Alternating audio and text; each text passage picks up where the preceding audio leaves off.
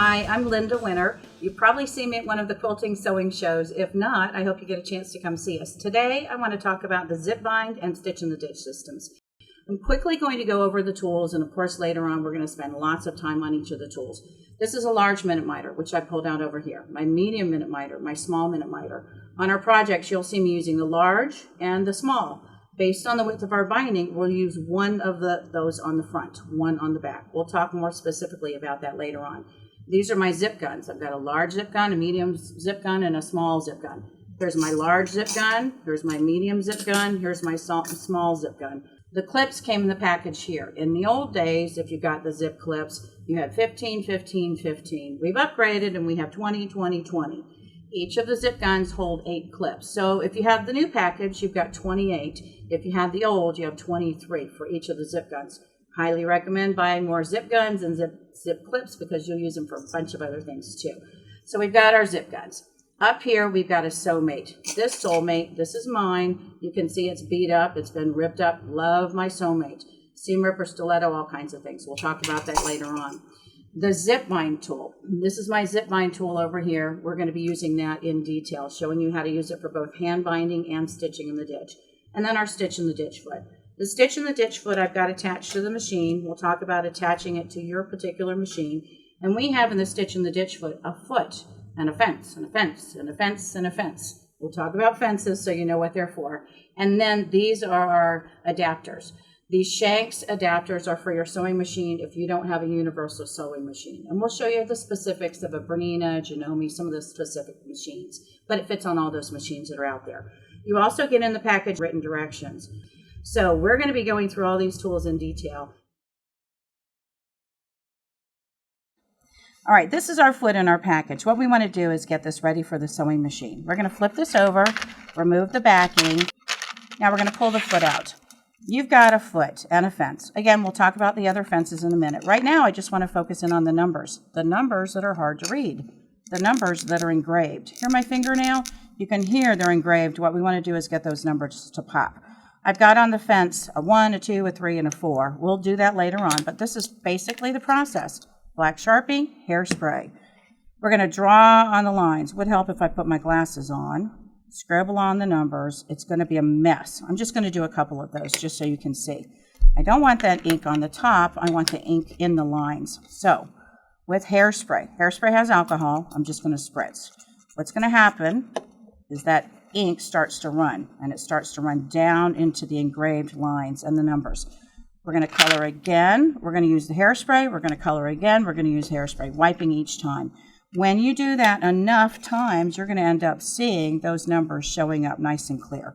Now I can look at 3/4, 5/8, a scant 3/4, whatever seam allowance you'd like with that foot. Do the same thing to the fence as well. Then you can see those numbers.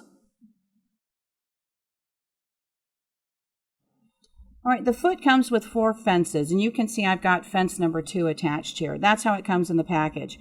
If you're a quilter and you're going to be sewing bindings onto a quilt, most of the time you use like a warm and natural low loft. That's where the number 2 would be appropriate. But back before you put the binding on the quilt, when you're piecing your quilt, the number 1 is the one to use with this foot. You can set your foot as a 1/4 inch piecing foot and use this. When you're doing cotton and cotton, that's no loft batting. Number 2, low loft. Number 3, medium loft. Imagine this, about that amount of fabric there. That's our medium loft. Number 4, high loft.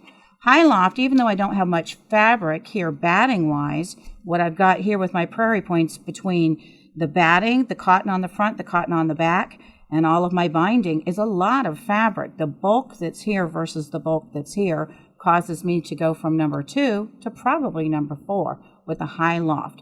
So it's not just for the batting, flannel on the front, flannel on the back with a high loft batting. I'd be using number 4. But it's not just with the batting. It's sometimes when I have something like these prairie points in there as well. So you swap this out by unscrewing and then placing this on. I'm going to go ahead and do this so you can see this. Unscrew number 2, place on number 1. When you're doing your 1/4 inch piecing, put your screw back in, set your foot for your seam allowance. If I'm doing 1/4 inch piecing, tighten that all the way up, that's a 1/4 inch. If I'm doing clothing, I'm going to set my foot at a 5/8, 3/8, whatever the pattern calls for, and you're ready to go.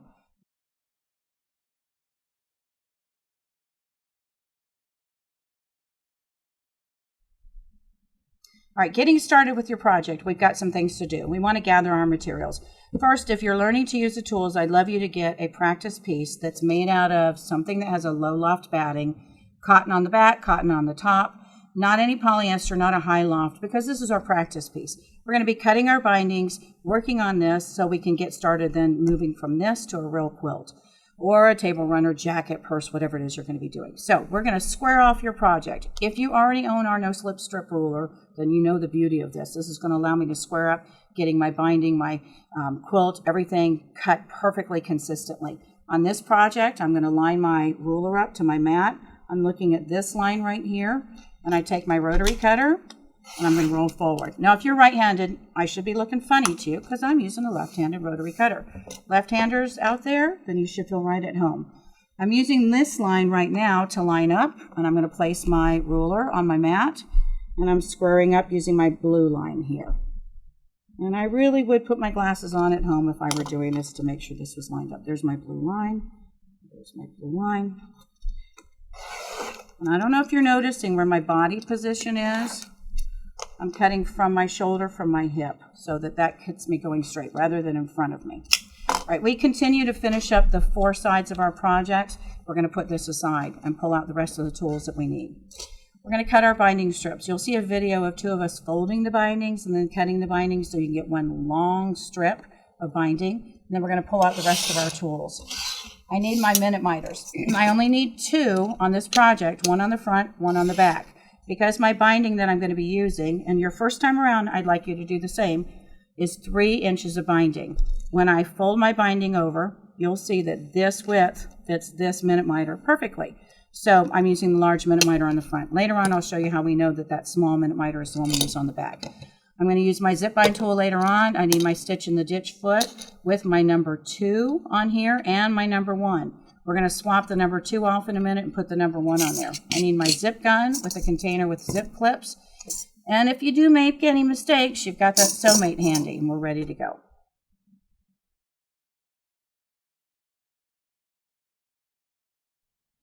All right, what I've got is my 3 inches of binding. I'm folding this in half. Instead of pressing this with an iron, I'm going to sew this down. So I put my fence number 1 on, which is our no loft, and I've got it set at 1/4 inch. I'm going to line my fabric up right to the edge, and my job, your job, is not to watch the needle, but to watch right here. As I go to stitch, that foot is going to keep my fabric right along that edge. Now you'll notice I'm lifting the fabric up a little bit. As I lift this up, that fabric wants to go next to the foot. If I don't lift this up, you can see there's some wiggle room there. Let me get that thread out of the way. So if I lift this up, that fabric, again, wants to go right to the edge. My job, keeping those 2 pieces of fabric lined up right to that edge, I'll sew this whole strip down and we're ready to go.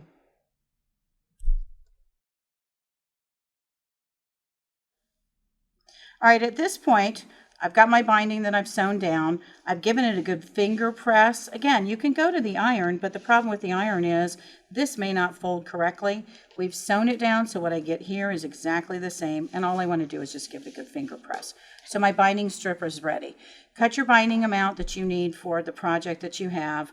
And again, we'll be talking about how to fold that binding so we get one long continuous piece of binding as well, so we don't have to join our bindings. On my foot, I've changed out my fence to fence number 2 because I'm dealing with a low loft batting at this point. The next thing I've done is I've sewn around the edge of my practice piece. This seam allowance here, I moved my needle way over, as far over as the foot would let me. You can see in that needle hole, this is my hole where my needle's going to go. This allows me to move my needle quite a bit over on my machine. What that lets me do is just finish off this edge. Any place where there isn't any stitching here, this fabric, if I hadn't sewn that down, it would be flopping around and that batting might get caught. This cotton on the back might flip over, so I stitched that along. If you have a serger, I don't recommend a serger here just because the serger is going to flatten that out later on, and that serger just, it doesn't give you the fullness that we want later on in our bindings. So we're ready to go to our sewing machine after you do any trimming of threads that you need to do.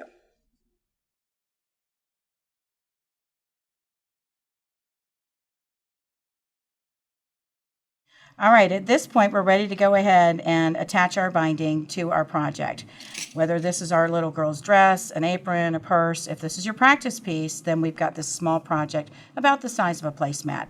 I've got my fabric inside the zip gun. I call this the mouth, and my fabric is inside. These two fingers are going to straddle here, holding down on your fabric so that fabric doesn't go flopping around. My thumb's going to go on top, my fingers are going to go underneath, and I'm going to push towards my other hand. This is going to hold in place, unlike your straight pins that might snag your fabric. If these fall on the floor, there's no blood. I want to bring my thread through my foot, so I'm going to take my needle down and take this sew-mate and bring that through. That pulls that thread through so it doesn't get caught. Now we'll take our fabric. I've attached a clip here, and this fabric right here for our practice piece doesn't much matter where we start because we won't really be joining this. If this was a real project, I'd probably have about 6 inches right here. What I want to do is line this up so that both my binding fabric and my quilting fabric, or again, apron, purse, etc., those are right up against the edge of the foot. Now my foot I've got set at a scant 3/8 inch seam allowance. We'll focus in on that later on so you can see that. That's my seam allowance, and as I go to take a couple stitches, just a couple, I'm going to stop and remove my clip. If I were working on a real project that was big, I'd have a bunch of these clips and I'd keep them in my hand. I like to keep a bowl right here and I reach through and just dump them in there. As I sew, that foot is going to keep me sewing straight consistently. Now, when I get close to the corner, you can guesstimate where we stop, or you can actually take one of those 6-inch hemming rulers and do your measurement. My job is whatever this width is, scant 3/8 inch seam allowance. I don't know if you can zoom in and show scant 3/8 inch seam allowance, a little bit less than 3/8 because I have 3 inches of binding. If you want to use your 6-inch hemming ruler, you can do that. If not, you can sew a little bit further like I did. I kind of tend to do this, and then I'll pop out a thread or two. When I know that I've got a scant 3/8 inch seam allowance, and all we're really doing is just kind of eyeballing this at this point. When I get that scant 3/8 inch seam allowance, then I place this back underneath the foot, right where that is, and I change my stitch length to 0 and lock that stitch in place. I'm not going to do that because this is a practice piece, but that's a great way for you to lock that in. And now we're going to come back over here and do our mitered corner. So I've sewn stopping about a scant 3/8 inch seam allowance. I'm using my large minute miter. I'm going to squeeze this open and grab my fabric. You'll notice my minute miter. I've got this straight edge. If we look from here, you can see 2 edges here. This triangle goes to the outside. So the first thing I do is hold it this way, not this way. Squeeze this open, place my fabric inside. Second thing, scoot to the edge. Line that up to the edge. You right-handers, you're probably going to be working on your project this way with this right under your nose. I'm left-handed, so I'm going to be back to here. What I want to do is line that up, and now I'm going to take my fabric and fold this binding fabric over on top of the minute miter. I'm going to hold that nice and snug. I want to focus in on this being flat because that's going to go underneath the triangle of the minute miter, and I pull. I pull just to here where this fabric has been sewn on. If you pull any harder, you can immediately see you've pulled too hard. So line that up right to the edge. Put a little bit of pressure on here so when we fold this back over to this next side of our project, you can see I've got a nice crease here. Now I'm going to pivot my minute miter and all of this fabric just a little bit so I can use my zip gun and grab that and lock that in place. My job is again to look right in here, and I'm going to grab my fabric. I've given myself a little bit more than 1 inch from the edge of the minute miter with that clip so I can remove the minute miter. Now when I remove this minute miter, I call it a 3-sided square. Square, 1, 2, 3, 4, that would be the motion. Instead I'm going to do 1, 2, 3. So I'm squeezing this in my hands, I'm pinching this here. Notice I'm up off the table. 1, 2, 3. When I release that, that gives me a nice mitered corner, but it's not ready to sew. I need to do something to that fabric. All right, at this point we want to pop, grab, turn. We're going to reach in and pop that fabric up, get that standing tall. I'm going to grab my 2 edges coming in from the side here. These 2 edges I want to be lined up evenly. I'll turn to where I've already sewn. If you've sewn this on correctly, stopping at the correct position, scant 3/8 inch seam allowance, stop at scant 3/8, then this should line up here, this should line up here, and this should line up here. And now we're going to go to the sewing machine and we're going to sew this side down. So I'm going to move my fabric to the machine. I'm going to start right at the edge of my project. Bring my needle down, look at my fabric lined up to the edge of the foot, and go ahead and proceed to sew. I'll take just a couple stitches, remove the remove the zip clip, and I'm going to sew. Now my job is again to watch the edge of that foot, keeping my fabric right along that edge. Every now and then I'm going to reposition just to make sure I'm lifting this up to make sure those are edged together. You can use the zip guns and clip and clip and clip and clip. On a big project, I might do that. On a project where I had pieced and pieced and pieced, crazy quilting, for instance, 9-patch, I would have put a clip before that. But you'll notice here, it's really simple for me just to keep sewing, every now and then lifting up my fabric just to make sure that's right along that edge. When I get down to that corner again, I tend to sew a little bit further than where I should sew, and then I'll repeat that whole process again. All right, so at this point, what we've done is we've used our foot with our 3 inches of binding. So we're looking at 1.5 inches here. I've got 3 inches of binding here. Let me see if I can show you. There's our 3 inches of binding there. And I've got my foot set at a scant 3/8 inch seam allowance. A scant 3/8 inch seam allowance is going to give me a little more binding, a little less binding. If you're planning on stitching in the ditch, that's exactly what you want to get. A little bit more, a little bit less. If your goal is to hand bind, then this foot would actually be set at a scant over 3/8 of an inch. That scant 3/8 inch seam allowance is going to give me the same amount of binding on the back as I'd have on the front side. But again, we're going to focus on stitching in the ditch, so that scant 3/8 inch seam allowance. Back to a little bit less, right about there. Now, I want to focus in on the corner so you can see what I did earlier when I finished this first side. Do you see where I stopped from the edge? When you're sewing your binding on, you've got a couple different ways that you can figure out where that scant 3/8 inch seam allowance is. There's no marking on the foot. There can't be a marking on the foot because my Bernina that I use at home, the needle sits way back, almost hitting the edge of that foot. We've got other sewing machines where the needle sits way front. Some sit with the needle in the center. So there isn't a line on here that lets you know where to stop. As you're sewing on your project, you could physically, when you get right to about here, bring your fabric up, give it a good press here. Notice I'm guesstimating that's about a scant 3/8 inch seam allowance, and as you go to sew, you'd have that crease here. Or you could take that 6-inch hemming ruler, and as you go to stitch down, you can measure up a scant 3/8 from the edge, draw a line on each of the 4 corners. That way you'll know where to stop. So I've done a scant 3/8 inch seam allowance on both sides. You'll notice that on this first corner, I didn't stop down at a scant 3/8. I started right at the corner. Dogs and babies. Dogs and babies have little fingernails and little claws that would get in this area here. That weak link would be what you'd be getting if we drop down here. So instead, I always start right at the corner. Now we're going to do our next mitered corner. I'm using my minute miter just like I did before. I'm holding it this way rather than this way. I'm going to squeeze this open and grab my fabric. We're going to scoot to the edge. Fold that right to the edge, or slide that right to the edge and fold that binding back over.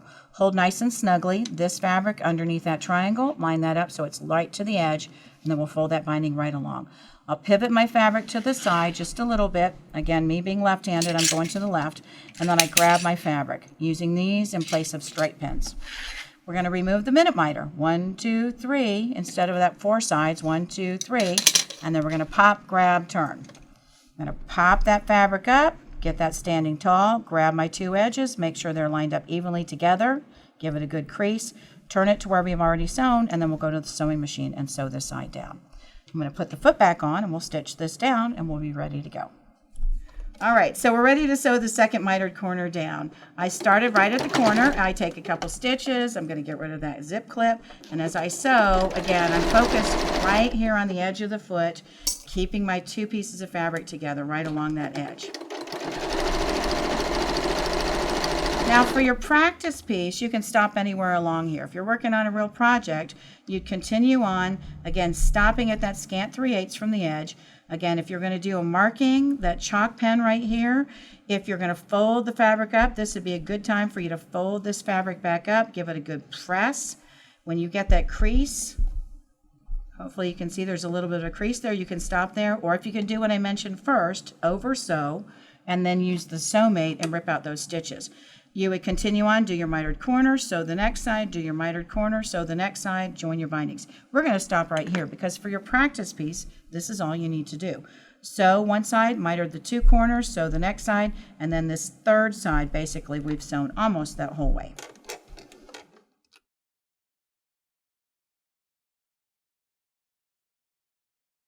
All right, at this point, what we've done is we've sewn, we've mitered, we've sewn, we've mitered, we've sewn. And we're ready to now fold over our mitered corners and work on the back side. So I'm going to bring my fabric around on my mitered corners. I'm going to give a good little press. Some people like to go to the iron. I'm one of these that I like to finger press. You don't really need to press your mitered corners down because you're going to get a beautiful mitered corner with the minute miters. Here's the mitered corner that we got from our first mitered corner. I think that's pretty much what everybody wants. Nice looking mitered corner. And here's our mitered corner on the second side. Let's take a look. You can see two beautiful mitered corners. That's on the front side. We're going to go to the back side. I'm going to bring my fabric around and I'm going to grab my zip bind tool. One clip right here just to hold that fabric in place. And we'll grab our small minute miter and do our mitered corner. All right, I'm going to take my minute miter, basically the same way I'm holding this minute miter is the same way I held it on the front side. I've got that straight edge of the triangle going to the outside rather than this way. I placed my zip clip on this side rather than on this side. We'll see that in a minute why. But I grab my fabric inside that minute miter. We're going to scoot this to the edge. I'm left-handed, so what I've done is I've placed my thumb here, my pointer finger is here. When I scoot this down, rather than this sliding across, my thumb is going to hold that minute miter right to the edge. Now I'm going to flip it around and show you right-handed in a minute so you can see what we do for right-handed. This fabric here has formed a triangle. That triangle shape is going to catch in the minute miter triangle. So this tip needs to be past the binding. Notice it's not past the binding, this binding. So when I place it on here, this fabric is going to fold over and it's going to catch in that minute miter. I'm going to hold this snugly and I'll pull my minute miter this way. This fabric will catch. Hold snug, there's my mitered corner. Now I want to do it the way I really do it at home so you can see how fast and easy it is. I'm going to squeeze open, scoot to the edge, hold snugly, fold, mitered corner. So we know it's fast and easy. Is it perfect and beautiful? We're going to pretend that I've got a hand needle right here. Take a stitch, hide the knot underneath the binding fabric. Take a locking stitch or two, and I'll remove the minute miter. 1, 2, 3. Squeeze. 1, 2, 3. That's my three-sided square. And with my needle and thread, stitch, stitch, stitch, stitch, and stitch, stitch. View 1. There's our mitered corner on the front. View 2. There's our mitered corner on the back. View 3. Tell me if you can see that angle. That angle right there, here and here, that's no snout. I'll show you a snout in just a minute. But I want to flop back and show you right-handed. I'm going to try to do this right-handed with me being left-handed. All right, you right-handers, here we go. We're going to try. I'm going to place my pointer finger here. My thumb's going to be here. I'm going to squeeze this open, get my fabric inside. So pointer finger and thumb. And you all know already, you can see I'm struggling with this. You're going to scoot this to the edge. When my finger is there, holding that in place, of course you're going to do a better job, make it look more like it really is a right-hander doing this. I'm going to fold this fabric over, hold snugly like I did with my left hand, and my right hand pulls like this. All right, so hopefully you right-handers can figure that out and it'll make sense to you. Either way we go, right-handed or left-handed, when I remove this minute miter, 1, 2, 3, that three-sided square I'm holding here, squeezing 1, 2, 3. We want to look at view 3 of my mitered corner again. View 3. I've got here my fabric going in one direction and here my fabric going in another. Can you see that okay? All right, I want to show you this is how the way it's supposed to be. It looks good, it feels good. Judges are going to call that flat and full, sharp and crisp. I want to show you what I've done before and what I know some of you have done before too. My clip was over here. I placed my clip on this side. If I had placed my clip on this side and come in from with my minute miter over here, what we would end up getting is a snout. Now, can you see the snout? A nostril and a nostril. So what's the rule? No snouts allowed. This way looks bad, feels bad. The reason I mention that is I have heard from quilters that have looked at those quilts at the quilt shows that have won awards. And there are award-winning quilts out there with snouts. What this means is you know now with the minute miters how to do a perfect mitered corner better than some of those award-winning quilters. What did we do? We came in the opposite side of what we had on the front. Look on the front. This was the fold here. That's why I'm folding on this side. When I come in with my minute miter, there it is, and I go this way, I get a beautiful mitered corner the way you want, the way I want, perfect, beautiful, fast, easy, and the way judges want. It feels beautiful, it looks beautiful. And now we're ready to work on our bindings on the side.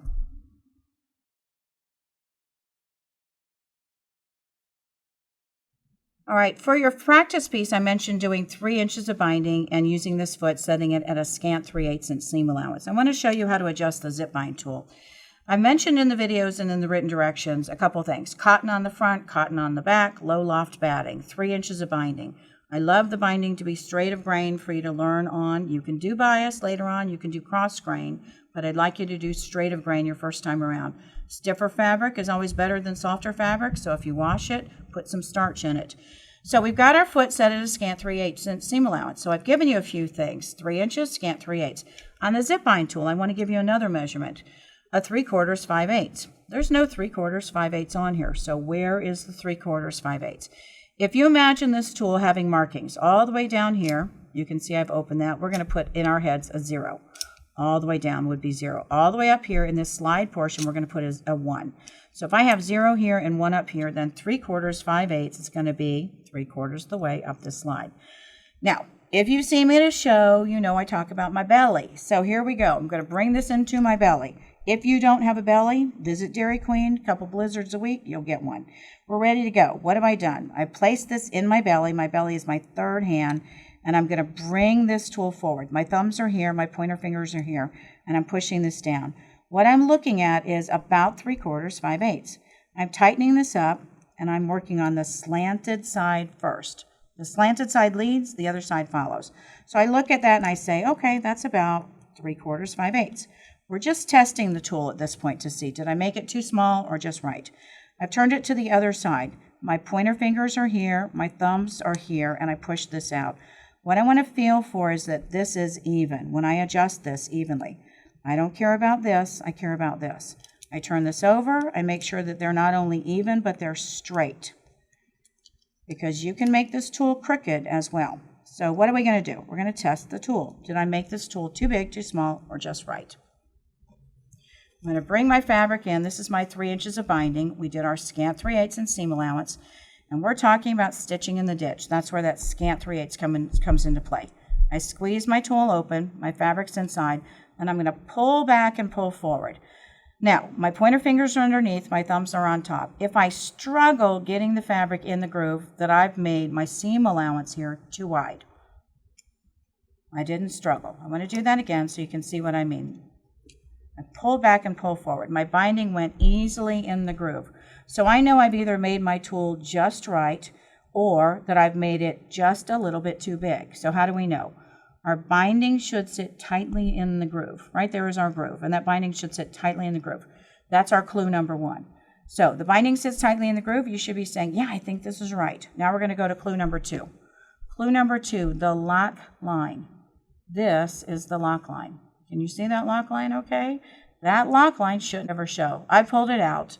When I place it back into position, you're going to see that lock line should lock right into the ditch. If you had adjusted this tool too big, that lock line would be on the quilt. If you had adjusted it too small, you would have struggled on the back side, and that lock line would be on the binding. So let's flip that over. I'm going to adjust my tool too small, so you can see the struggling that I mean. All right, so I placed this on, my fabric's inside, and look at my fabric. I'm struggling with it. If I keep pulling, I'm going to stretch my fabric out. Curved or a biased fabric would let me stretch, and you wouldn't know that you've adjusted this tool too small. So now I want to make this tool too big. We know too small.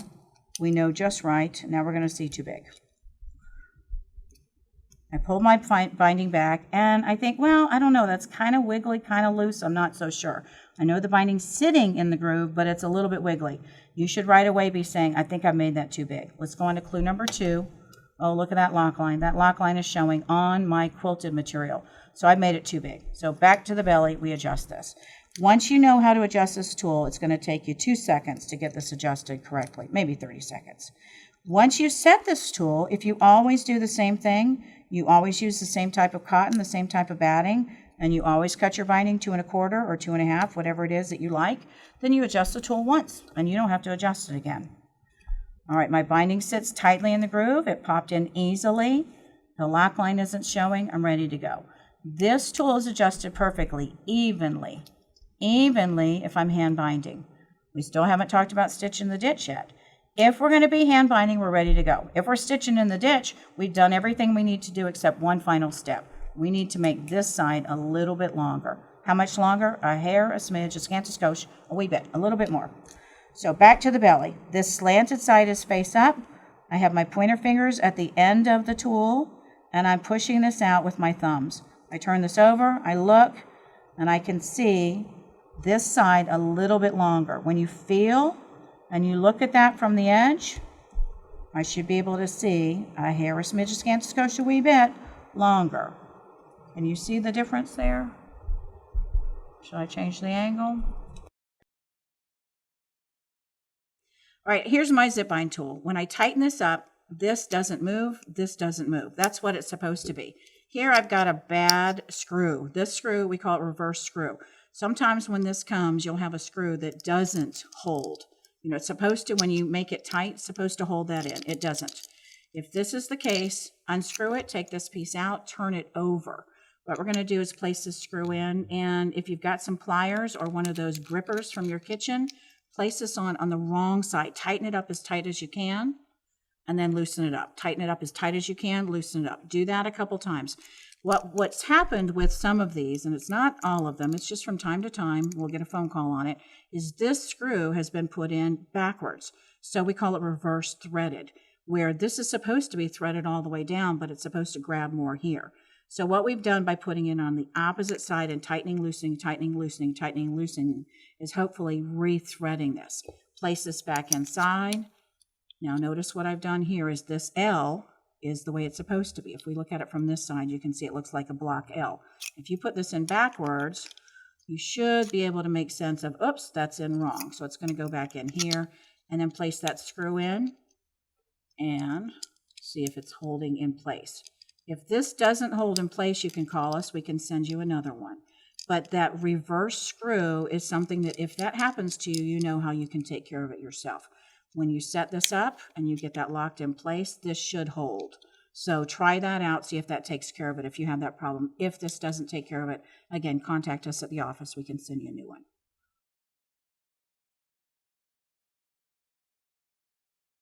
All right, we've adjusted our zip bind tool evenly for hand binding. I want to flip it over to the side so you can see. When we look at these two edges here and I look at the slant and I see the flat edge, this flat edge, you basically can see a block letter L, and over here this slanted edge has a groove. My binding is going to sit tightly in the groove. I'm going to pull my binding back, pull my binding forward in the groove. I place my binding in the groove.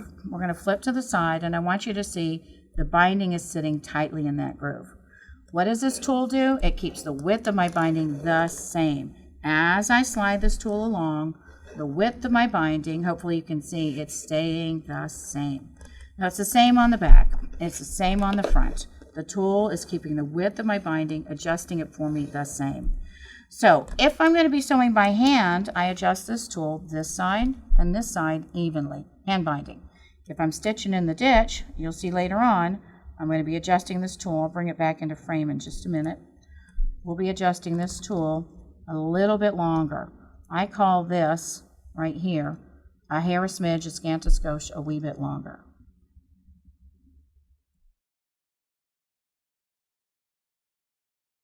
All right, right now we're talking about hand binding. I'm fake sewing right-handed. So any of you left-handers, sorry, I've swapped over to the right side.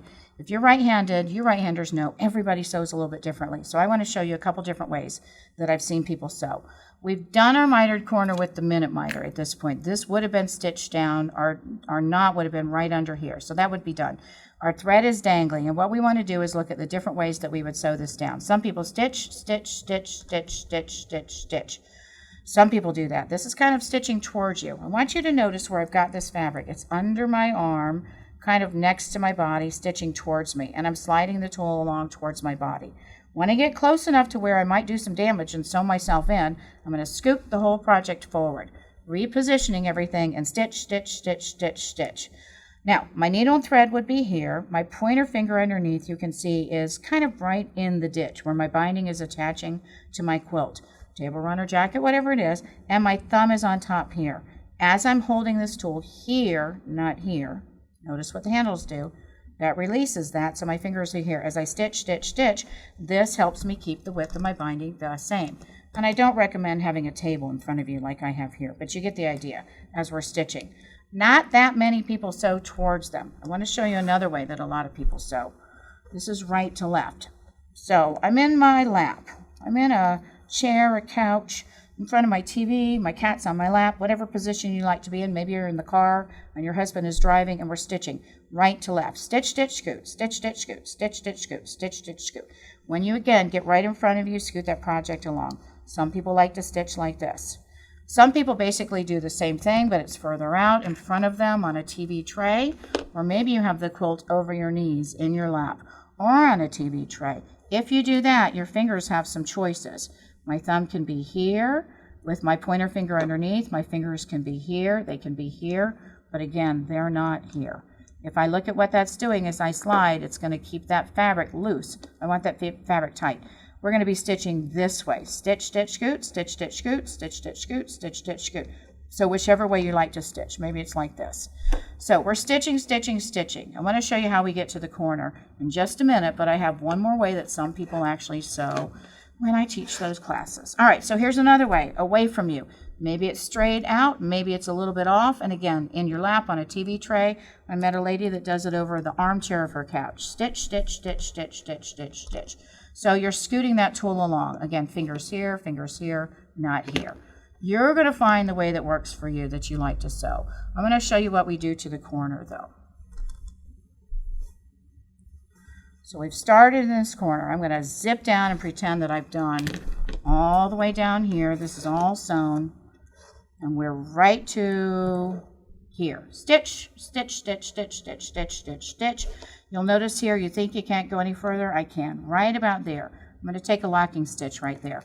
My fingers that were here or here, now they're going to come to the handles. Squeeze the handles. We've got our locking stitch that we've taken. We're going to squeeze and angle that off. If you pull straight, you're going to be fighting right here with that fabric. So we're going to angle this way.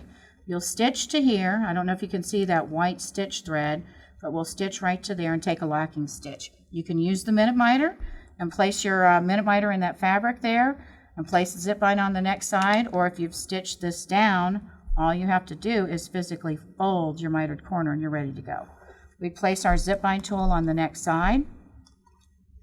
That fabric goes inside, pull back, pull forward, and I'm ready to start stitching. This would have been sewn down, we'd stitch, stitch, stitch, whichever way you like. That's our hand binding.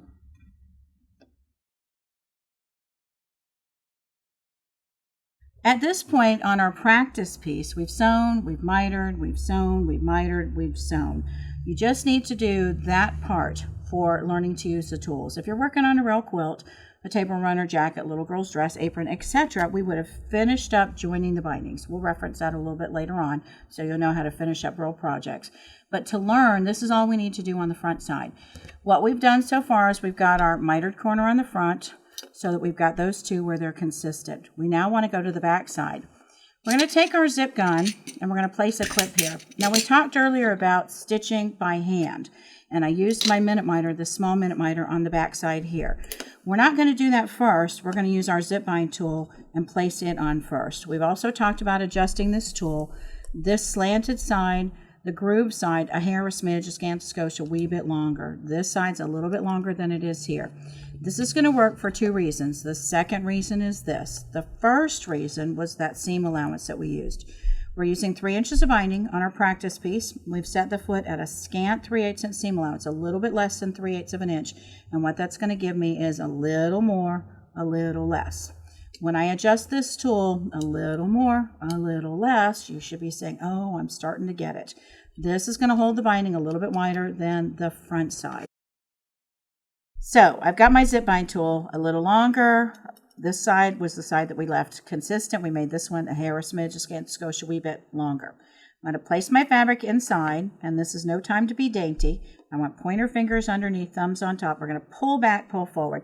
When we pull back, that fabric is going to hit this metal.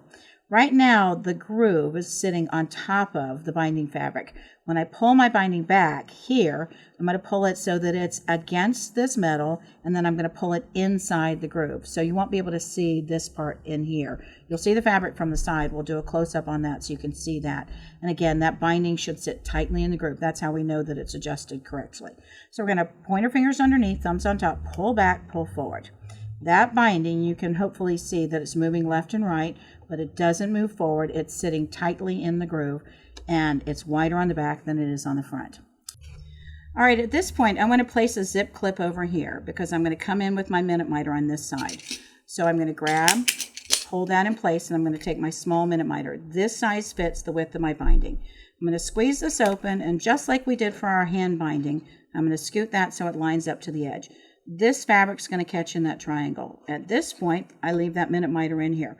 We're going to go to the sewing machine, and I'm going to place this underneath the foot. When I get ready to get to the sewing machine, I'm going to remove that minute miter, but not beforehand. I've got a couple things to do at my machine. First thing I want to do is open up my foot. I've got fence number 2 on here. Fence number 2 is because I have a low loft batting. That's the first thing. The second thing I want to do is remove the arm.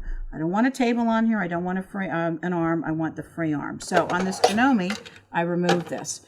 Later on, we'll take a look at my Bernina because the distance between here to here is different on each machine. Now, I want to point out on the Janome machine, just like we talked about earlier, our needle position needs to be right in line with the straight line here in the center. And so we're going to move our needle on a Janome from 3.5 to 2.5. Most every other sewing machine out there, the needle is going to be sitting dead center. All right, so we're going to remove the minute miter. I'm going to bring my fabric over, and what I want to do is do that 3-sided square. 1, 2, 3. That removes that minute miter so that I've got that nice and snug. Now I'm holding this tightly here, and I'm pinching. I'm going to call this pinch, turn, and pinch again. So I pinched, I'm going to turn, I'm going to pinch again. I haven't lost that mitered corner on the back. I want my needle to go right down in the corner. It's hard to tell on this maroon and maroon, but basically right next to the binding. I don't want it on the binding. I don't want it further over on the quilt. If my needle position isn't correct, everything from this point on is off. So that needle position is a big deal. So I'm still holding this. I'm going to take my pointer finger and I'm going to place this underneath my foot. Notice my pointer finger is going to stay with this fabric as much as I can. As much as I can, and now you can see I've moved that finger out of the way. Now I'm looking through the hole in the foot. I bring my needle down. I think I'm center. I've done this 1,327,000 or so times. Every single time I still do this. I'm going to push this back a little bit. I'm going to tilt my machine back and I'm looking underneath. You'll see a close-up of this in the shot. What we're looking for is that needle dead in that corner. The needle's down, I lower the presser foot. Now I'm ready to scoop my zip bind tool close by. The reason why I wanted that arm off is right now. When I've got this right next to here, and I go to tighten up my foot, the width of this binding from here to here is minimal. So let's go ahead and tighten this foot. This width here is going to be the same as this width. We're looking on our foot right here, and it's going to go right along the edge of my binding. So with one hold, or with one hand, I hold that nice and snug. Pretty tightly. I'm not pushing too hard. If I do, I'm going to end up getting puckers in my fabric here. I keep my finger there. I tighten up that screw. So this width that I've just set is the same as this width. The distance from here to here is minimal. If I left that arm on here, this zip bind tool would be further out. If you've got a sewing machine where you can't take off an arm, you can't take off the table, then what I'd love you to do is have this close by and lift this up. Most machines you can do that. Janome makes the 6600, I think the 6500 also. You'll know if you have that machine where this is one solid piece. If you can't take that off or your machine is in a table and you can't get it out, then lift this up. I don't want your eyes here. I want your eyes on the needle. When we start to sew, I want you focused on the needle. As I start to sew, at this point, I'm going to give this a little bit of a push. My left hand's going to come up here. I'm going to pull my fabric just a little bit. If you know, anytime you start with a bunch of material, there's just a kind of a pull there. And I want that to get started, so I'm going to give it a helping hand. My eyes are on the needle. I focus on that. I'm going to come up here. I've got a little bit of fabric, and I'm going to pull just a little bit. As soon as my fingers have fabric to hold on to, I'm going to come hold around. My fingers here, ring finger and the pinky finger, are going to feel this fabric. You should be able to feel, whoops, I'm out of bobbin thread. Whoops, I've got a tension problem. You should feel if something's going wrong. My right hand is going to hold this zip bind tool here. Now, the zip bind tool holding right here, my eyes aren't going to focus on that. My eyes are going to focus on this. But every now and then I want to think about my right hand. Every now and then I want to come into my right hand, and we'll show you a close-up of this as well. I want to look at that lock line. That lock line that's there, if that's showing, then I need to stop and wiggle. I call this the wiggle wiggle. Me being left-handed, I'm going to grab my fabric here, and I'm going to grab here, and I'm going to wiggle, wiggle, wiggle. What I'm doing is making sure that binding underneath is in the groove. If this is crooked, then I know that I've got a problem with that binding on the back side. The reason that happens is a couple reasons. One, you've got tension. If you're off to the side a little bit, you're pulling here rather than holding. I want you to hold this tool. My pointer finger is underneath, my thumb is on top, and I'm pushing against that machine. And my left hand comes back, and what I'm going to do is go ahead and continue to sew. Now, my left hand, if you have to pull, I'm pulling a little bit. I would actually check the tension on this machine and make sure that I don't have any tension here. And my left hand should feel that everything is feeling good. When I look at this, you can see I've got my stitching straight, and you can see I do have a tension problem. I would check that tension to make sure those stitches are really close together. But let's take a look. My blue stitches are right in the ditch. My kind of cream or white stitches are right along, stitching along. The stitches are straight. This width right here, I call that the lip. How much is that? A hair, a smidge, a scant, a skosh, a wee bit longer, a wee bit wider on the back side. So we're ready to continue on. My left hand's going to be up here. And when I get to where I can't sew any further, I can feel it pulling right now. So I'm going to lift this tool up. I'm going to sew as far as I can sew. I'm going to go right to there, and I think I can't sew any further, but I can. I'm going to pull this back just a little bit. When I pull that back, I've got a few more stitches that I can take. Now we'll show you a close-up of this, but what I want to do right now is remove the zip bind tool. My thumb, my pointer finger, they're going to go to the handles. The black handles are for putting this tool on and taking this off. We're ready to take this off. I'm going to squeeze, and I'm going to angle that. Now, I'm going to take my pointer finger and my thumb, and I'm just kind of giving this a crease. What I want to do is check underneath on that back side to see that this amount of fabric is not too fat, not too thin. If I feel like it's too thin or too fat, I'm going to adjust it, and I'm holding with my pinky and my thumb. Back here, my left hand goes, and now I'm going to walk my way into the corner. When I get to the corner on a real project, I would actually change my stitch length so that it was nice and short. When I got right into the corner, I would put my stitch length, the shortest length that I have, and stitch, stitch, stitch, stitch in place. I don't want to have to tie those threads off. We don't want to back stitch either, because back stitching is going to end up showing. I'm going to lift my presser foot. I'm going to cut my threads. I'm going to admire my work for a moment and get back to business. So let's take a look. What we're looking at is the stitching is straight. The width of the binding is the same, this lip. That lip is what we call the hair, a smidge, a scant, a skosh, a wee bit. The consistency of this fabric, that fabric laying down nice and flat, means that when I feel this, I'm feeling that that's consistent. I don't want any wimpiness to my fabric. I don't want a gap there. I want to feel that. When we're looking at this, our stitch in the ditch here, of course, you're not going to use a blue thread. I've used a blue so you can see it. And oh, by the way, this fabric will start to relax and cover up those stitches. The way the foot works is it pulls the binding back. That binding, when it relaxes, this is pretty stiff fabric. I use it as a practice piece fabric because I can sew literally 100 times on it and rip this out. But that fabric will start to relax and cover up those stitches. So we're stitching in the ditch. We're catching the binding on the back. We're mitering our corners with our minute miters, and we would start on our next side. Now I'm going to do the next side. Again, we're going to do close-ups of all of this so you can see. So if you're working on your practice piece and you want to practice on this mitered corner, what we're going to do is take our tool. I'm looking at this edge to make sure this has not been out of whack. When you pull that off, if you pull that off, kind of yanking it off, you'll see that's not consistent. So we're pretty good there. I'm going to place my fabric inside the groove. We're going to do the same thing, pull back, pull forward, and we're going to miter our corner.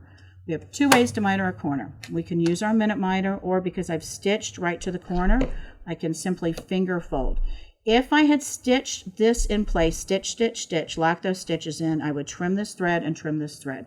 If you're kind of a perfectionist, you can pull that thread through and tie that off, put a little bit of fray check on there if you want to, totally up to you.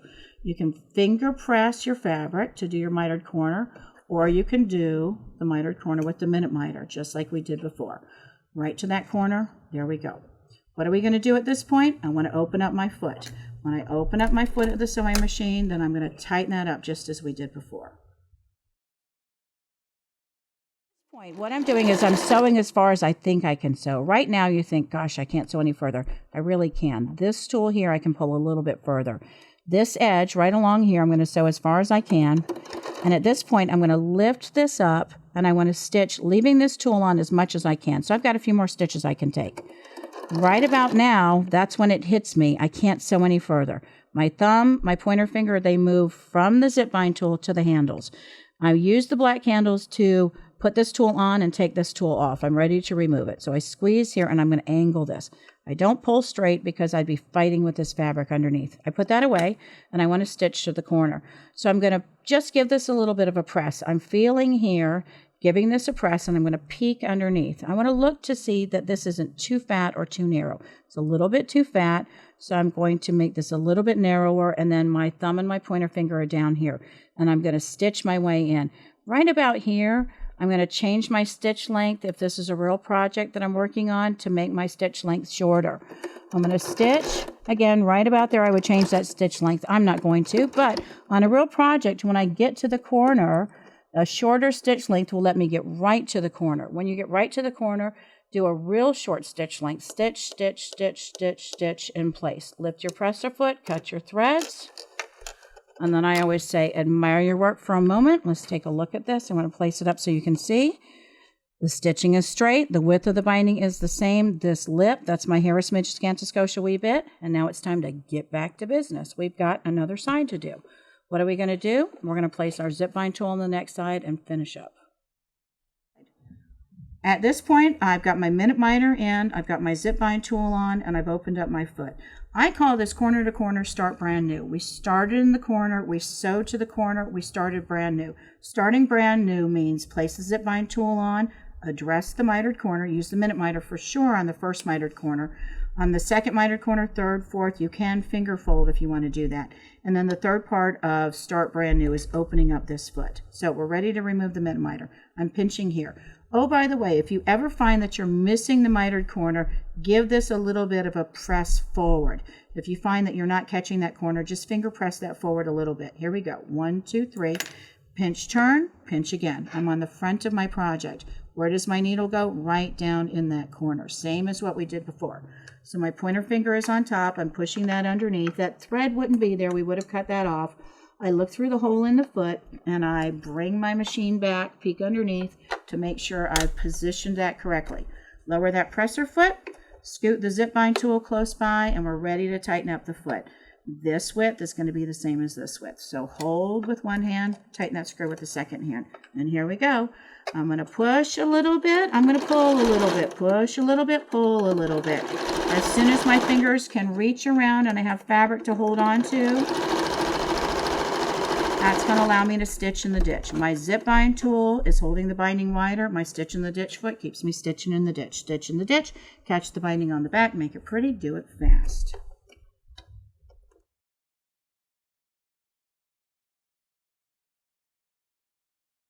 Okay, so at this point, we've changed our location so we can talk about joining the bindings. You all have joined your bindings if you put quilts or bindings on quilts before, and there's a bunch of different ways to do this. When we look at this fabric, I've given myself a little bit of a tail. I've ripped off some here, I've ripped off some here, so we've got enough fabric to join. But I want to talk about a couple different ways to join, because you may have a way that works perfectly for you, or you may be struggling with this. In the past, I was taught to have a little bit of a hang here, a little bit of a hang here. This part that hangs over should be the same width as this part that hangs over. And then you would use your regular foot and stitch down the middle from point to point. Our stitch in the ditch foot, because it doesn't have an edge, or it has an edge here, I can't stitch down the middle with this foot. So I don't use this foot. You would use your regular foot of your sewing machine to do that. You can do the traditional method that you've used before. You've got a bunch of different options out there. So instead of doing this, I'm going to show you a cheater method, and I'm not actually going to do it, but I'll get you started with it. This is where I finished here. I sewed here and I mitered the corner here. So we're going in this direction here, here, here, here. So we started over here, we're finishing up over here. When I join my binding fabric, if you're going to do the cheater method that I did in my other videos, if you've seen these products and you've known me for a while, I've talked about the cheater method. The cheater method involves a peel-off tape, a permanent glue, 007 bonding powder, one of those things. But the idea is I need to go in the direction that it's flowing with the foot, flowing with the zip bind tool. So what I mean by that is when I take this piece here and I'm going to fold my fabric back, I need to fold this piece first, not this piece first. So you can fold either way. You can go this way, you can go this way. Either way, what I want to do is give myself a crease here. And I've opened this up enough so that I can kind of give this a finger press. I'm going to have to move this a bit. And you can use your Sew-Mate or give this a finger press. And what we'll do is go in and trim off this excess. When we trim that off, what that's going to do is give us a finished edge. Now, this is a cheater method. This cheater method we're not going to do on nice projects and all of those things that you would be entering into quilt shows. You take a little bit more time to cut that off nicely, but finger press that. You give yourself a 1/4 inch, 3/8 of an inch, whatever. Put the tape, put the glue, put whatever it is right inside of here, and then give that a good press down so that that piece is folded down. This piece is going to tuck inside of here. You don't want to have trimmed this piece first. I've trimmed this just to give us a little bit of time that we don't have to show in the video. I trimmed this a little bit, and this needs to be folded in the opposite direction. So if I fold this way, you're going to see this is not going to catch inside of there. I need to go in the opposite direction. So I'm going to fold this way. Give this a good little press here, and I really need a little bit more binding room to do this, but you get the idea. I would trim all this excess off. I don't need to leave a folded edge here because that's going to tuck inside of here. And when that tucks inside of here, what we're going to do before that actually goes in is we'll put, again, more tape, more glue, whatever it is you're going to be using here right on top of here. So when this goes inside and we bring this over, you finger press that down. Take the time to line those edges up, trim them up good, and then when we go to the sewing machine, we can stitch that right down, and we'll pick up from there. All right, so at this point, I've done my cheater method where I've tucked that inside. I put a little bit of the peel-off tape, permanent glue. What I'd, again, love you to do is sew that by machine using the binding tool or whatever method that works for you. I've done this cheater method just for example today. So I've got my foot set. My fabric is right next to the edge of the foot. I'm using a scant 3/8 inch seam allowance just like I was before, and now I'm going to sew this down with the foot. And I stopped to where I've joined. I'd shorten my stitch length, lock that in place. I would have started with the shortened stitch length as well. So now we're at the point where we're ready to go to the sewing machine to be able to stitch in the ditch to work on. What we're going to do is just finger all of this down on your project. Once you've done that, we're going to turn this over to the back side. And I know you can't see all of this, but you get the idea. We would have trimmed our threads at this point, locked those stitches in beforehand. I've started here. This is where I started, so I'm going to be starting on this corner. I'm going to take my zip gun, and just like we did before, this should all be pretty much a review at this point. Now my zip gun, that zip clip locked down because my zip clip is about halfway. I hit the table because it didn't come out first. It might have gotten stuck because I had a thread in there or whatever. All right, at this point what I want to do is take our zip bind tool. We've adjusted the zip bind tool already. This should be fairly comfortable for you at this point. I'm going to pull back, pull forward. I'm going to open up my foot, and I'm going to address my mitered corner with the minute miter. Those are those three things that we do to start our project. We're going to go corner to corner, start brand new. Starting brand new, place the zip bind tool on, open up the foot, use the minute miter. All right, so we're going to grab our fabric, scoot to the edge, fold that over, hold that nice and snug, pull. If you need to, if you've been practicing and again you've missed that corner, give this a little bit of push forward, and I'm going to remove the minute miter. 1, 2, 3. Pinch, turn, pinch again, and we'll go to the machine. So I'm removing the minute miter. I've pinched, turn, pinch again. And this time what I want to focus on is when we're placing this under, we don't want to go this way. What I'd recommend is we come from the back and bring towards you. What I don't want to do is have this piece of fabric turn back the opposite way. When we use that minute miter, the whole point of the minute miter is to get a beautiful mitered corner. So if we come in from the back side and bring it in underneath, now I can bring that needle down. I'm going to bring the needle down. I'm going to push my machine back, peek underneath, scoot the zip bind tool close by, lower that presser foot, and we're ready to tighten up the foot with 2 hands. Hold with 1 hand, tighten up that screw. This should be a review at this point, just so you can see the whole process. We're going to push a little bit. I'm going to pull a little bit. Push a little bit. My left hand comes up, and I'm going to pull a little bit. My fingers are going to be able to wrap around, and what I want to do is just have a little bit of tension. You may feel the need to pull more than you would think you would. Really depends on your machine. If you've got that Viking, and I talk about that auto sensor, turning that auto sensor off, if you've got a Bernina, you'll have a dial on the left-hand side of your machine that allows you to have a little more pressure or a little bit less pressure. Certain machines will have those options. If you're really, really pulling, if your stitches aren't progressing, check to see if your machine has some kind of a allowing you to change the amount of pressure that it places down on your fabric. So your left hand really shouldn't have to pull, but pulling isn't really a bad thing. It's really more tension than pulling is what we're looking for. All right, now what I did here was when I got closer to this, I wiggle this every now and then just to make sure that that fabric is still underneath. We're looking right here to make sure that fabric hasn't twisted back on you. If it has, just wiggle those twists out and you're good to go. Left hand goes back, and I'll continue on. Now when I get to the corner, and again, I think I can't go any further, at this point I can. I'm going to lift this up, and now I can pull this even a little bit more. My thumb has been here, my pointer finger has been right underneath here, holding this way, not holding from the handles. The handles are only putting this on and taking this off. So at this point my fingers are still here. I'm going to sew as far as I can sew. Now I can't sew any further. Squeeze the handles, angle that. I came this way to remove that tool. I'm going to pinch my corner so I can give this a good press and peek over to see what I have. A little bit too much, a little bit too narrow. Adjust this however you need to. When we get to about here on a real project, change your stitch length to a shorter stitch length. When you get to the corner, I have a set stitch 0 where I just dial it down. And when I get to the corner on a real project, I'd stitch, stitch, stitch, stitch, stitch in place. As I stitch right to the corner, my left hand is holding here, a little bit of tension. My pointer finger is now holding this down, and I walk into that corner. I've got a longer stitch length, so I'm stitching over. It doesn't matter so much. But on those real projects, that stitch length 0 is the way to go. All right, let's take a look at what we've got here. What we've done is we've stitched nice and straight consistently. The width of the binding is the same, the same, the same, the same. I call this part the lip. That little bit of a lip there is the same, the same, the same. I don't want any puckers, gaps, inconsistencies. This is nice and flat.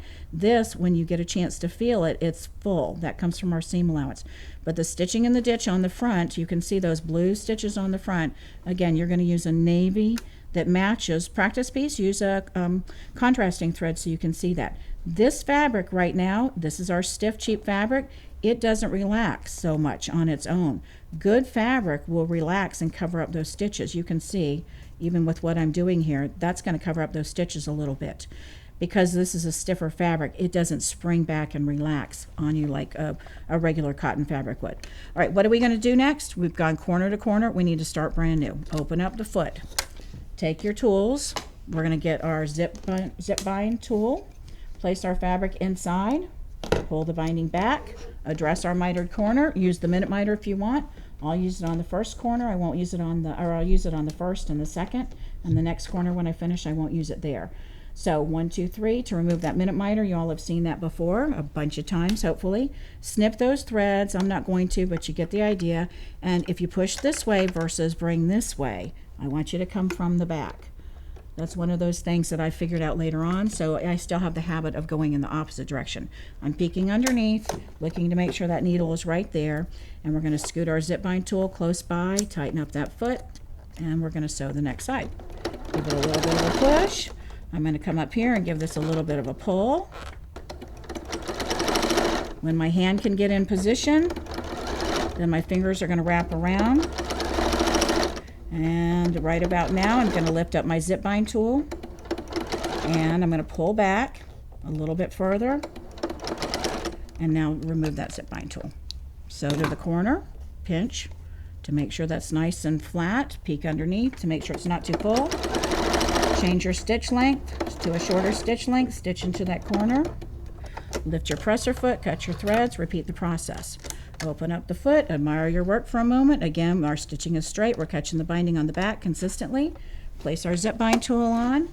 So you get the idea. We're repeating this process. Corner to corner, start brand new. I'm placing my fabric inside that zip bind tool. This time we're going to do the mitered corner without the minute miter. When I finger that fabric, because I used the large minute miter on the front, that gives me a perfect mitered corner on the back. Because the side that I've already sewn down, this side here, gave me half of that mitered corner. Cut those threads. I'm not doing that, but you'll cut those at home and bring that needle down.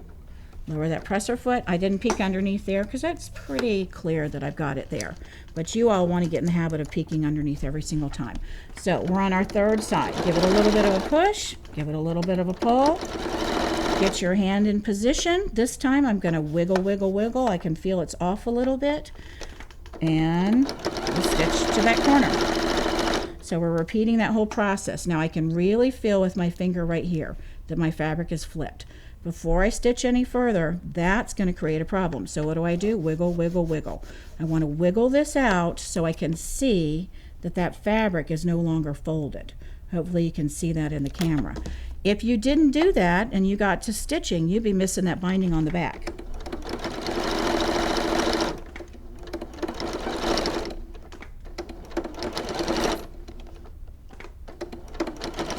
All right, we're on our third side, finishing up, and we're going to be coming to the side that has our joined binding. All right, I want to show you what I just did. I pulled really hard just on purpose to show you what happens. This is an over-exaggeration.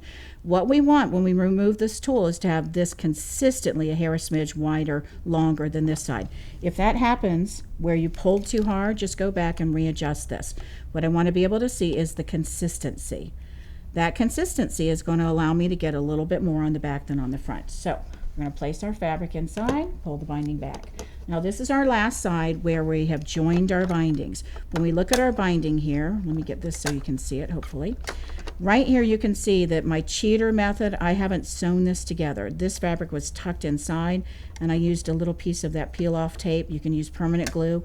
If you sew it, you're not going to have this issue at all. But if you've done a cheater method, let's say it's for a wall hanging for your nephew that is only going to keep it for 3 months and throw it away or mess it up. This guy right here, this is tucked inside. So when this tool slides, it's going to slide over and slide down across that.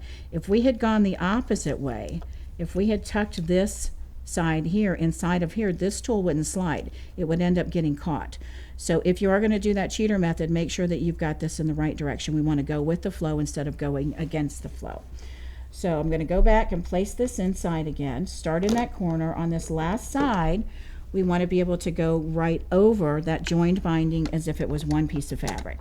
So we're going to bring this up, bring that needle down, just like we've been doing. Scoot our zip bind tool close by, tighten up that foot. You should be hearing a pattern here, corner to corner, start brand new, corner to corner, start brand new. Give this a little bit of a push, give this a little bit of a pull. And you can see I'm already starting over that piece of binding. So as I go, now I want to think about this corner. This corner with my minute miter here, this is where we started. This mitered corner here, what we want to do is be able to keep that mitered corner. This tool has to come off. So this corner, we're going to have to finagle it basically. So when I get right to about here, I'm going to stop and take this tool off a little bit sooner than we normally would. All right, right about now, I'm going to go ahead and remove this tool. I don't have that much fabric here left. What I want to do is just finger this. I'm going to get that mitered corner in the correct direction. Remember, no snouts allowed. Get that mitered corner right, the way you can feel. And if you need to pull out that sew mate and tuck that under, you can. And at this point, that left hand's going to go back. And I really am, with my right hand, pulling fairly tight here because I want to keep tension here. I don't want this fabric to be loosey-goosey and to be all over the place. Change your stitch length when you get that inch or half of an inch away. So we're going to stitch right into the corner. Lock those stitches in place. All right, lift your presser foot, cut your threads, admire your work for a minute, and then get on to your next project because you're finished. We join the bindings. You can see that stitched over just like you would any other project. And you are all done, ready to go on to whatever you've got next.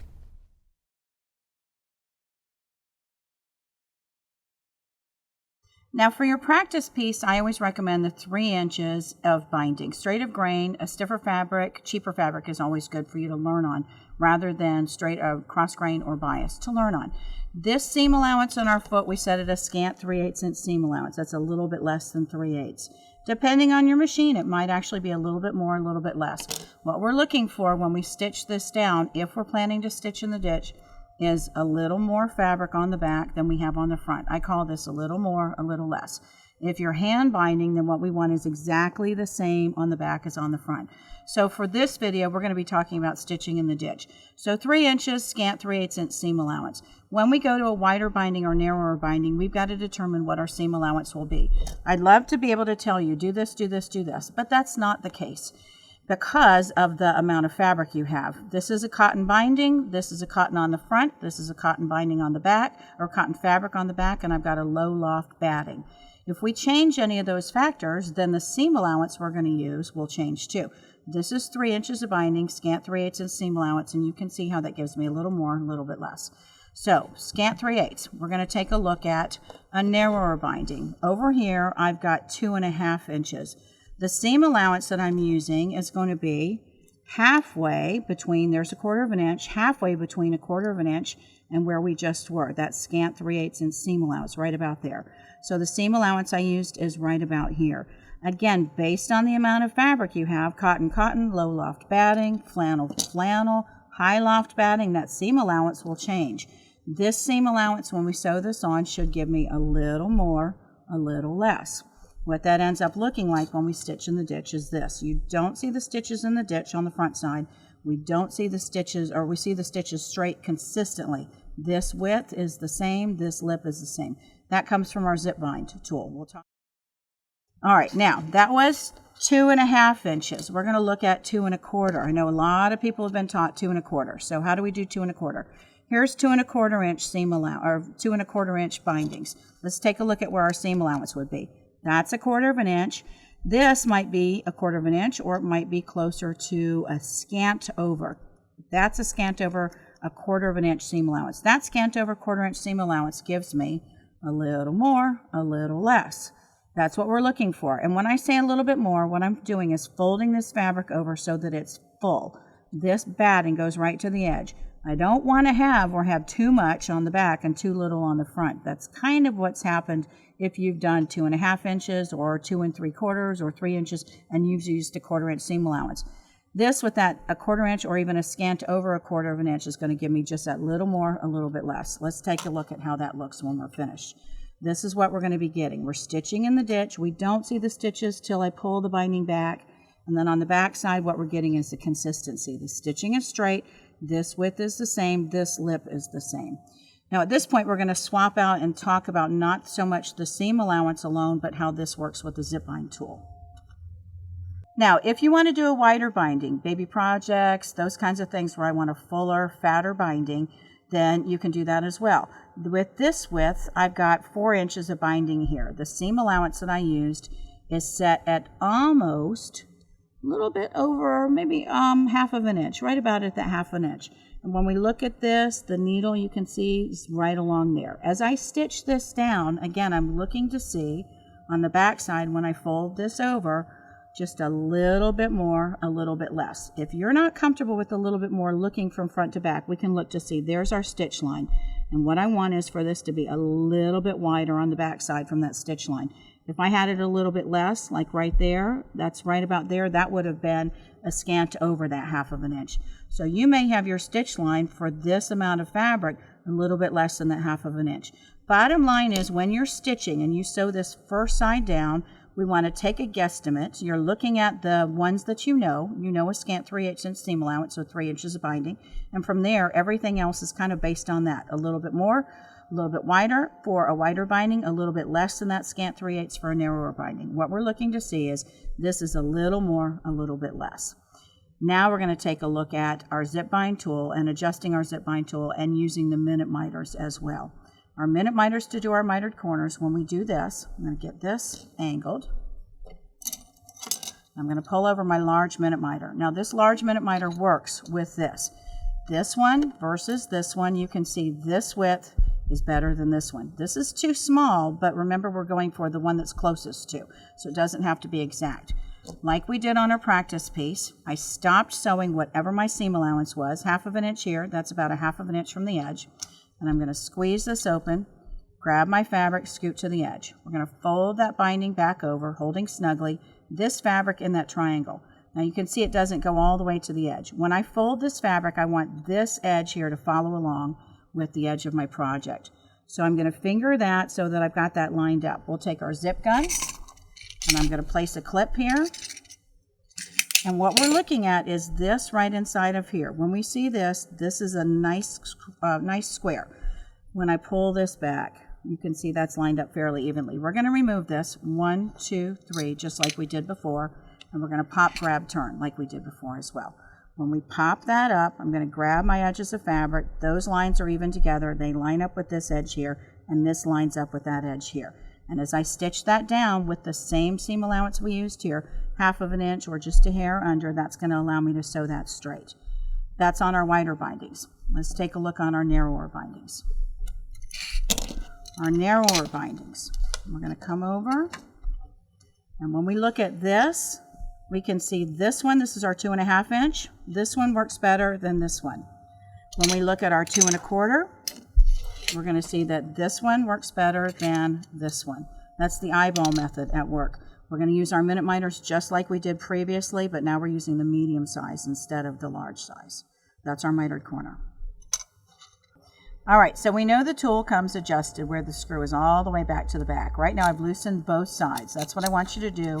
And what we need to do now is determine how wide my binding is and how much I need to adjust this. This is my 2 1/2 inch width of binding. We know for our 3 inches of binding that I set it about 3/4, 5/8. So it needs to be between here and where we talked about 0 and 1. So between here and 1. So I'm going to scoot this. Again, I'm using my belly, your abs, your belly, whatever it is you have. With my pointer fingers and my thumbs, I'm making this a little bit less.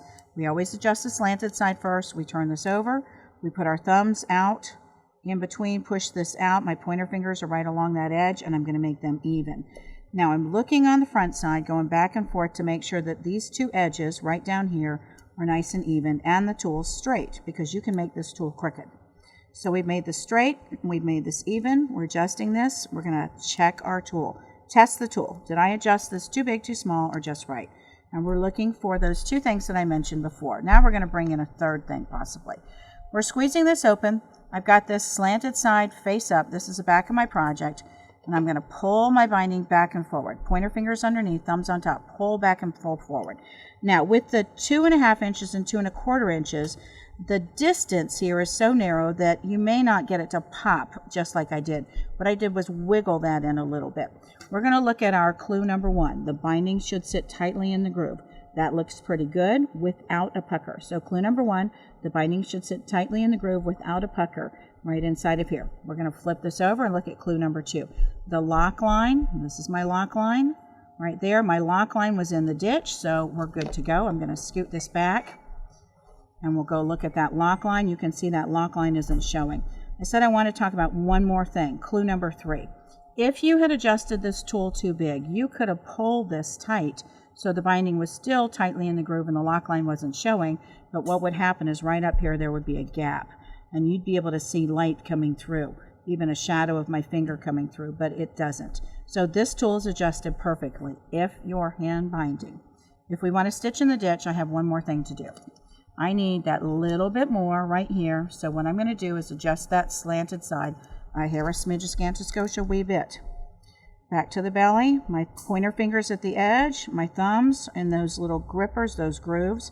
And I'm going to flip this over and look to see that it's not too much, not too little. And when I take a look at that,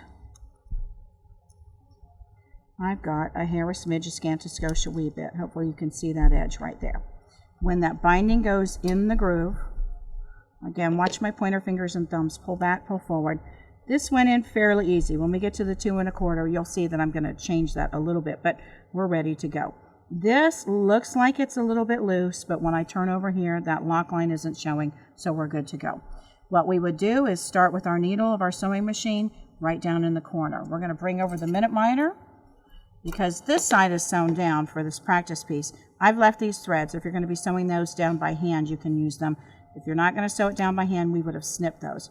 Here's my mitered corner. Take that, fold that over. You'll notice it's a little bit narrower than the width of my minute miter. That's okay. Hold that snugly. At our sewing machine, I'd press here. I'd go 1, 2, 3, pinch, turn, pinch again, and I'd bring that needle right down into the corner. And we would stitch in the ditch. That's our 2 1/2. We're going to flip this over and now take a look at our 2 1/4. Or 2 1/4, I highly recommend not starting with 2 1/4. Not doing 2 1/4 for quite a while, because 2 1/4, we're adjusting this tool so little, you won't know what you're doing at the very beginning. Going from the 2 1/2 to 2 1/4 should make it a little bit easier for you. So for my 2 1/4 width of binding, instead of making this even and adjusting this side a little bit longer later, we're going to adjust this side a little bit longer now.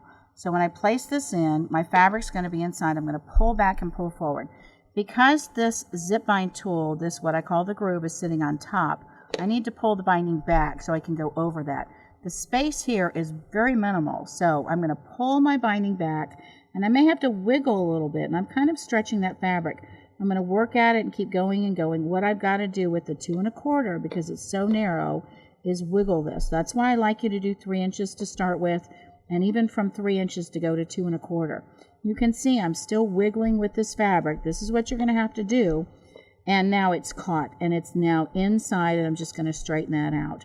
When I look at this, now I've got this, the binding sits tightly in the groove, the lock line doesn't show, and there isn't a gap up here, and this is a hair, a smidge, a scant, a skosh, a wee bit wider. What it's going to give me is this. This is what I want on the back side. This is what I want to get on the front side. I'm stitching in the ditch. This is not the thing you're going to do the first time around. This is something that's going to take a little bit of practice. When you're comfortable adjusting the zip bind tool, then you can go to your 2 1/4. But again, I'd like you to do 3 inches, move down to 2 1/2, and then you can go down to 2 1/4. Our minute miter, we're going to do the same as what we did before, scooting to that edge. You can see this fabric, when I do 2 1/4, again, it's not the same width. When I tighten that up, you can see this doesn't fit the whole width of the minute miter, but that's okay. We're going to pinch here and go 1, 2, 3, and that's that mitered corner we're going to get on the back side. I'm going to flip it over so you can see the mitered corner we get on the front side.